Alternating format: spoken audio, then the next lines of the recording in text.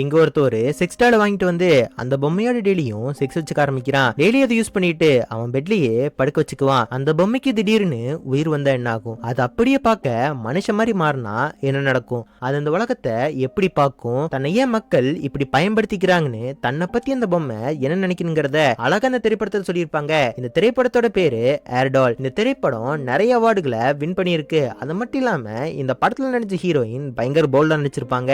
இதுக்கு மேல இதை பத்தி வளவலன்னு பேசாம சரி வாங்க இப்ப நம்ம கதைக்குள்ள போலாம். இங்க ஒருத்தனை காட்டுறோம்ல, இவன் பேரு தான் கிம். இவனை பொறுத்த வரைக்கும் வாழ்க்கையில யாருமே கிடையாது, தனியா தான் வளர்ந்துட்டு இருக்கான். காலையில இருந்து நைட் வரைக்கும் அங்கேயே வேலை பார்ப்பான். ரொம்ப தனிமே இப்போ ட்ரெயின்ல வந்துட்டு இருக்கான். இவனுக்குன்னு சொந்தக்காரங்க யாருமே கிடையாது, இவன் தனியா தான் இருக்கான். இப்ப என் வீட்டுக்கு வந்து நான் வீட்டுக்கு வந்துட்டேன்னு சொல்லி ஒரு பொம்மை முன்னாடி உட்கார்ந்து சாப்பிட ஆரம்பிக்கிறான். இந்த பொம்மைக்கு அவனோட எக்ஸ் கேர்ள் ஃப்ரெண்டோட பேரை வச்சு இந்த பொம்மையை தன்னோட எக்ஸ் கேர்ள் ஃப்ரெண்டா அவன் நினைக்க ஆரம்பிக்கிறான். அந்த பொம்மையோடய சாப்பிடுறது, அந்த பொம்மையோட பேசுறது, அந்த பொம்மையோட சேர்ந்து குளிக்கிறது, அந்த பொம்மையோட செக்ஸ் பண்றதுன்னு அந்த பொம்மையை தன்னோட எக்ஸ் கேர்ள் ஃப்ரெண்டாவே நினைக்க ஆரம்பிக்கிறான். இப்ப வழக்கம் போல எல்லா விஷயத்தையும் பண்ணிட்டு அடுத்த நாள் காலையில அந்த பொம்மைக்கு போர்வையை போத்தி விட்டுட்டு அவன் பாட்டுக்கு அங்கிருந்து போயிடுறான். அவன் போன அடுத்த செகண்டே அந்த பொம்மை இப்ப அப்படியே கண்ணை சிமிட்ட ஆரம்பிக்குது. அந்த பொம்மைக்கு அப்படியே உயிர் வருது. அந்த பொம்மைக்கு என்ன நடக்குதுன்னே தெரியாம ஃபர்ஸ்ட் வாட்டியா அதோட பாதம் இந்த பூமியில படுது. அப்படியே ஜன்னலுக்கு வெளியே பார்த்தா சூரிய கதிர்கள் அந்த பொம்மையோட உடம்புல படுது. ஜன்னலுக்கு வெளியே கொஞ்சம் மலைத்துளி இருக்கு, அதெல்லாம் இப்ப அவ கையால தொட்டு பார்த்துட்டு இருக்கா. இந்த பொம்மைக்கு அவன் நிறைய சட்டை வாங்கி வச்சிருந்திருப்பான். அந்த சட்டையில இந்த பொம்மைக்கு எது ரொம்ப பிடிச்சிருக்கோ அந்த சட்டையை போட்டுட்டு இந்த பொம்மை இப்ப அப்படியே உலகத்தை சுத்தி பார்க்க ஆரம்பிக்குது. முதல் வாட்டியா அது தெருவுல நடக்குது. இந்த பொம்மைக்கு யார் யார் என்ன பண்றாங்கன்னு ஒண்ணுமே புரியல. தெருவுல அப்படியே நடந்து போயிட்டு இருக்கும் போது ஒரு அப்பா தான் பொண்ணை ஸ்கூலுக்கு கொண்டு போய் விடுறாங்க. அந்த பொண்ணு அவங்க அப்பாவை பார்த்து போயிட்டு வரேன்னு சொல்ல, இவளுமே அந்த ஆளை பார்த்து போயிட்டு வரேன்னு சொல்ல அந்த ஆளுக்கு ஒண்ணுமே புரியல. அப்படியே தெருவுல கூப்பிடுறவங்கள பாக்குறா. ஒரு லேடி எல்லா கடைக்கும் போய் வணக்கம் சொல்லிட்டு இருக்கா. அதே மாதிரி இவளும் எல்லாத்துக்கும் போய் வணக்கம் சொல்லிட்டு இருக்கா. அப்படி அங்க இருக்கிற குழந்தைக்கு பின்னாடி போறது, அந்த குழந்தைகளோட போய் சேர்ந்து விளையாடுதுன்னு பூமியில அவளோட முதல் நாள ரொம்ப சந்தோஷமா கழிச்சிட்டு இருக்கா. அப்படியே சுத்தி சுத்தி ஈவினிங் ஆயிருது. ஈவினிங் ஆன உடனே ஒரு கேசட் கடையை பார்த்து அந்த கேசட் கடைக்குள்ள இப்ப போக ஆரம்பிக்கிறா. இவளுமே அந்த கடைக்குள்ள போய் கேசட் எல்லாத்தையுமே பிரமிப்பா பார்த்துட்டு இருக்கா. இவ இந்த மாதிரி கடையில சுத்தி பார்த்துட்டு இருக்கும் போது அங்க ஒரு பையன் இருக்கான். இந்த பையன் தான் நம்ம படத்தோட ஹீரோ.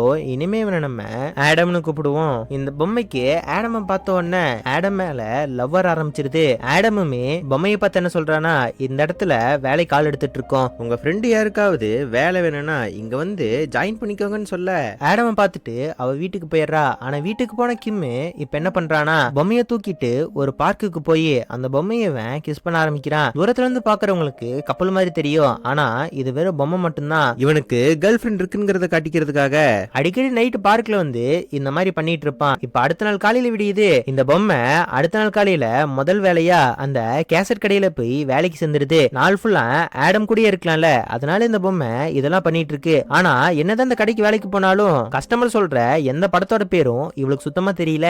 நம்ம ஆடமுமே கோச்சுக்காம எந்த படம் எங்க இருக்குன்னு எல்லா விஷயத்தையும் பார்த்து பார்த்து இந்த பொம்மைக்கு சொல்லி கொடுத்துட்டு இருக்கான். இப்போ இந்த கேசட் கடையில ஒரு ஓனர் இருக்காரு. அவருமே இந்த பொம்மைக்கு எப்படி வேலை செய்யணும்னு சொல்லி கொடுக்க இவ்வளவு ரொம்ப சந்தோஷமா அதை கத்துக்க ஆரம்பிக்கிறா. இப்ப நம்ம பொம்மையுமே அவரோட வேலைய பார்த்துட்டு இருக்கா. ஆனா ஒருத்தன் இந்த பொம்மைய பார்த்துட்டு இருக்கான். ஏன்னா என்னதான் இவ மனுஷன் மாதிரி மாறி இருந்தாலும் இவளுக்கு இன்னுமே உடம்புல பொம்மைக்கான தடங்கள் அங்கங்க இருக்கு. அவ கால்ல பொம்மையோட தடை இருக்கிறத பார்த்தோன்னே அந்த பையன் இதெல்லாம் பார்த்துட்டு இருக்கான். ஆனா இந்த பொம்மைக்கு ஒண்ணுமே புரியல. அவர் எதுக்கு நம்மள இப்படி பார்க்கணும், நான் அவரை கூப்பிட்டேன் ஆனா ஓடிட்டாரேன்னு அவரை கூப்பிட்டுக்கிட்டு இவ பின்னாடி ஓடுறா. ஆனா கொஞ்ச நேரம் கழிச்சு தன் உடம்புல இப்படி ஒரு தடை இருக்கிறத பார்த்தோன்னே இப்ப இந்த பொம்மை என்ன பண்றானா, அடுத்த நாள் காலையில ஒரு பியூட்டிஷியன் கிட்ட போய் அவளோட உடம்புல இருக்கிற தடத்தை மறைக்க சொல்றா.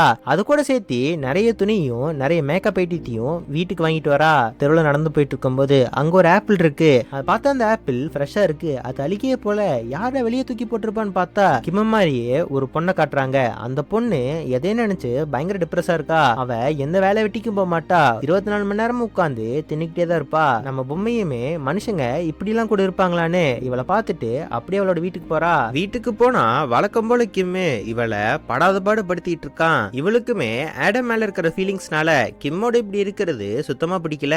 இந்த பொம்மையும் அந்த கடையில நல்லா வேலை பார்க்க ஆரம்பிக்கிறா. நம்ம ஆடமுக்கு இந்த பொம்மைக்கு இருக்கிற ரிலேஷன்ஷிப் பயங்கர ஸ்ட்ராங் ஆயிட்டு இருக்கு. இந்த பொம்மையுமே எனக்கு எதுவுமே தெரியாது, இந்த உலகம் எப்படி இருக்குன்னு எனக்கு சுத்தி காட்டுறியான்னு கேட்க ஆடமுமே இந்த ஊரை கொஞ்சம் கொஞ்சமா சுத்தி காட்ட ஆரம்பிக்கிறான். இந்த பொம்மைக்கெல்லாம் சந்தோஷம் தாங்க முடியல. ஃபர்ஸ்ட் வாட்டியா நான் ஆற பாக்குறேன் கடலை பாக்குறேன்னு பயங்கர சந்தோஷமா கத்திட்டு இருக்கா. அப்படியே அவங்க பீச்சுக்கு போய் அப்படியே அந்த மணல்ல நடந்துட்டு இருக்கும்போது அந்த இடத்துல யாரோ ஒருத்தங்க கோலி சோடாவை குடிச்சிட்டு அங்க போட்டிருப்பாங்க போல இருக்கு. அதை எடுத்து இவ ஒரு பைக்குல வச்சுக்கிறா. அப்படியே சுத்தி பார்த்துட்டு ஆடமும் இந்த பொம்மையும் ஒரு ஹோட்டலுக்கு போறாங்க. என்னதான் இவ பார்க்க மனுஷி மாதிரி இருந்தாலும் இவளால சாப்பிட முடியாதுல, அதனால மித்தவங்க எல்லாம் எப்படி சாப்பிடுறாங்கன்னு பார்த்துட்டு அதே மாதிரி இவளும் இமிடேட் பண்ணிட்டு இருக்கா. இப்ப இவங்க இந்த மாதிரி சாப்பிட்டுட்டு இருக்காங்க. பார்த்தா அந்த ஹோட்டல்ல இருக்கிற ஒரு அப்பா தன்னோட பொண்ணோட பர்த்டேக்காக ஒரு சர்ப்ரைஸ் பண்ண எல்லாரும் சந்தோஷமா சேர்ந்து ஹாப்பி பர்த்டேன்னு பாட ஆரம்பிக்கிறாங்க. இத பார்த்து இவளுக்கு ஒண்ணுமே புரியல.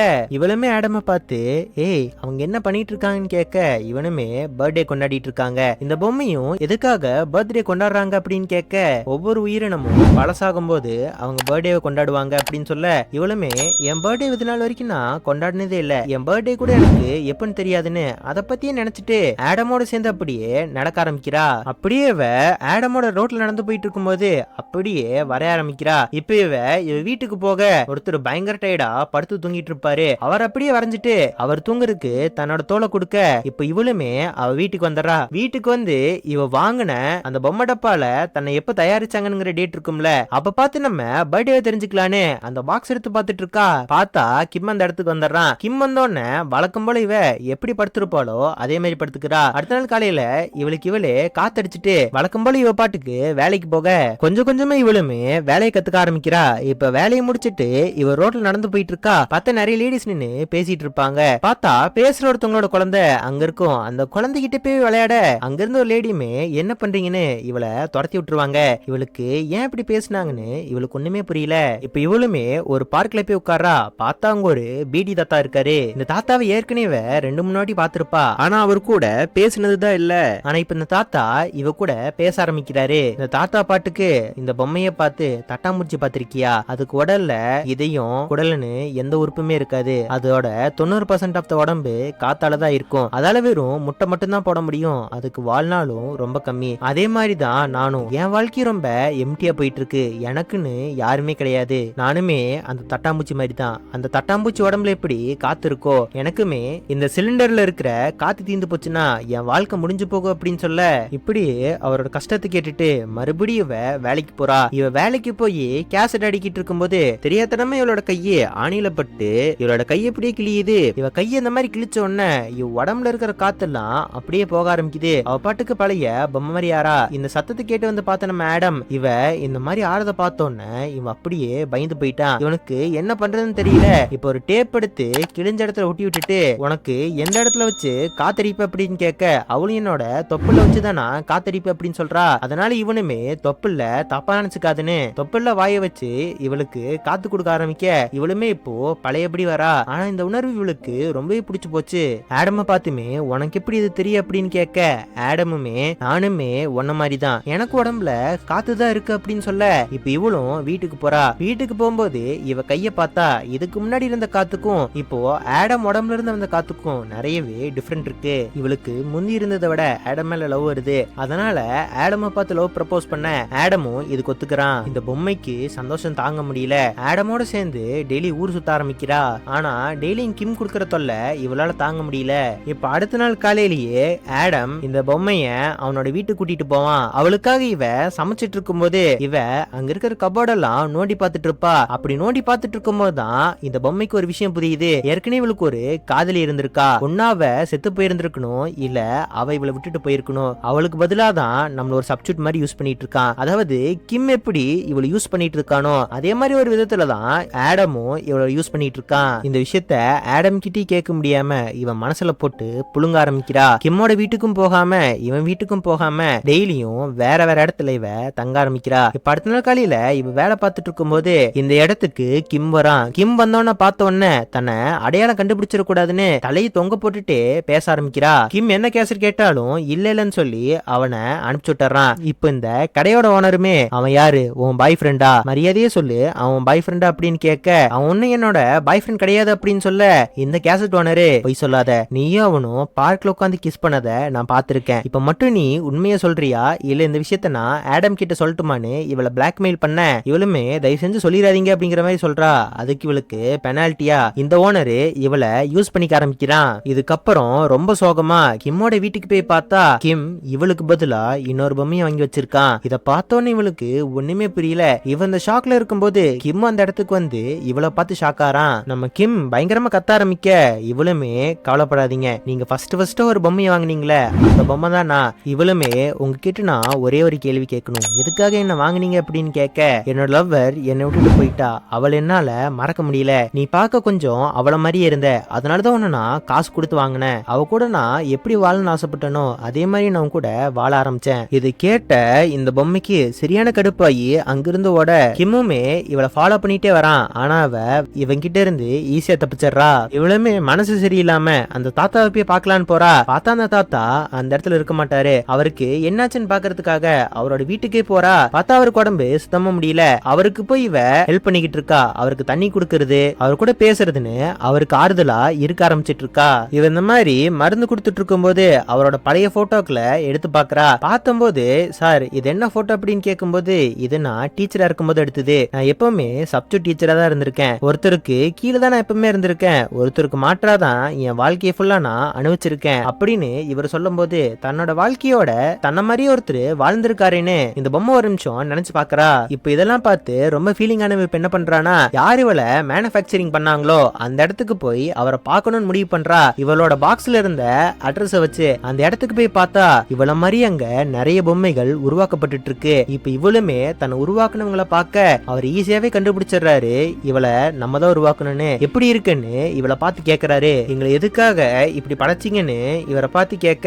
இவருமே நான் உருவாக்குற எல்லா பொம்மைகளையுமே நான் ஒரு கலை வண்ணத்தோட தான் உருவாக்குறேன், நான் உருவாக்குற எல்லா பொம்மைகளுக்குமே உயிர் உண்டு, கண்டிப்பா ஒரு நாள் உனக்கு உயிர் வரும்னு எனக்கு எப்போ தெரியும், ஆனா மனுஷங்களுக்கு பொம்மைக்கும் மிகப்பெரிய வித்தியாசம் கிடையாது, ரெண்டு பேருமே ஒண்ணுதான். இவருமே இதெல்லாம் பேசிட்டு இந்த பொம்மைக்கு அப்படியே அழகா மேக்கப் பண்ணி விட ஆரம்பிக்கிறாரு. அவருமே உன் வாழ்க்கையை நீ நல்லா வாழு, இங்கிருந்து கிளம்புன்னு இவளை அங்கிருந்து அனுப்பி விட்டுறாரு. இவளுமே ரொம்ப மன வருத்தமாயி இப்ப இந்த பொம்மை என்ன பண்றானா, ஸ்ட்ரெயிட்டா போய் ஆடம பாக்குறா. நான் எதுக்காக உருவாக்கப்பட்டிருக்கேன்னு எல்லா விஷயத்தையும் சொல்லி இப்ப என்ன நீ லவ் பண்றியா அப்படின்னு கேட்க, ஆடமும் லவ் பண்றான்ங்கிறான். இப்ப நம்ம ஆடமுமே நான் உங்ககிட்ட ஒரு விஷயம் கேட்பேன், அதை நீ பண்ணுவியா அப்படின்னு கேட்க, இந்த பொம்மையுமே நீ என்ன சொன்னாலும் நான் செய்வேன் அப்படின்னு சொல்ல, ஆடம் என்ன சொல்றானா, அன்னைக்கு கடையில எப்படி நடந்துச்சோ அதே மாதிரி உனக்கு நான் திருப்பி பண்ணணும் அப்படின்னு சொல்ல, நம்ம ஹீரோவுமே அவன் சொன்ன மாதிரியே இவளோட உடம்புக்குள்ள திருப்பி காத்து விட ஆரம்பிக்கிறான். ஆக்சுவலா அந்த காத்து தான் இவளுக்கான சிக்ஸ். இவ இந்த மாதிரி பண்ணி முடிச்ச உடனே இவ என்ன பண்றானா, நானும் உனக்கு இதே மாதிரி பண்றேன், நீயும் என்ன மாதிரி தானே சொல்லிட்டு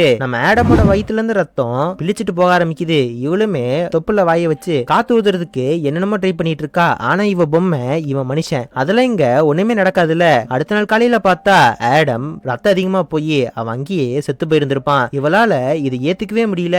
அடுத்த நாள் காலையில நம்ம ஹீரோவை ஒரு சாக்குல கட்டி குப்பை இருக்க இடத்துல போட்டுட்டு வந்துடுறா. தன்னாலதான் ஆடம் செத்து போயிட்டான்ங்கிற விஷயம் கொஞ்சம் கொஞ்சமா இவளுக்கு புரிய ஆரம்பிக்குது. இதே சோகத்துல இவளுமே உடல கிழிச்சு கொஞ்சம் கொஞ்சமா காத்த வெளியே விட்டுட்டு இருக்கா. ஆனா அப்போ ஒரு குட்டி பொண்ணு, அதாவது ஹோட்டல்ல ஒரு குட்டி பொண்ணை பார்த்திருப்போம்ல, அந்த பொண்ணோட கையில ஒரு பொம்மை இருந்திருக்கும். அந்த பொம்மைய இவளை பார்த்து தூக்கி போட்டுட்டு போறா. அந்த பொம்மையை கட்டி பிடிச்சிட்டு இவளும் செத்து போறா. அந்த பொம்மை மாதிரிதான் இவளும், அவளை தேவைப்படும் போதுல யூஸ் பண்ணுவாங்க, அவ தேவை முடிஞ்ச உடனே அவளை தூக்கி போட்டுருவாங்க. இப்ப அப்படியே அவ செத்து போக, இப்ப அப்படியே அவளோட கனவுல ஆடமும் அவளும் ஒரு ஹோட்டல் உட்கார்ந்துட்டு இருக்காங்க. அந்த ஹோட்டல் இவளுக்கு பர்த்டே செலிப்ரேட் பண்ற மாதிரி அவளுக்கு ஒரு விஷயம் காட்டுறாங்க. இது வரைக்கும் அவ உலகத்துல பார்த்த எல்லா மனுஷங்களும் அவ கண்ணு முன்னாடி ஒரு நிமிஷம் வந்துட்டு போக ஆரம்பிக்கிறாங்க. இங்கேயே ஏர்டால்ங்கிற இந்த திரைப்படம் ஒரு முடிவுக்கு வருது. என்னால எந்த அளவுக்கு இந்த திரைப்படத்தை ஷார்ட்டா சொல்ல முடியுமோ அந்த அளவுக்கு இந்த திரைப்படத்தை உங்களுக்கு நான் ஷார்ட்டா சொல்லியிருக்கேன். இந்த திரைப்படம் எப்படி இருக்குன்னு மறக்காம நீங்க கமெண்ட் பாக்ஸ்ல கமெண்ட் பண்ணிட்டு போங்க. ஓகே ஃப்ரெண்ட்ஸ், அடுத்த ஒரு நல்ல வீடியோல வந்து உங்களை பார்க்குறேன். பாய்.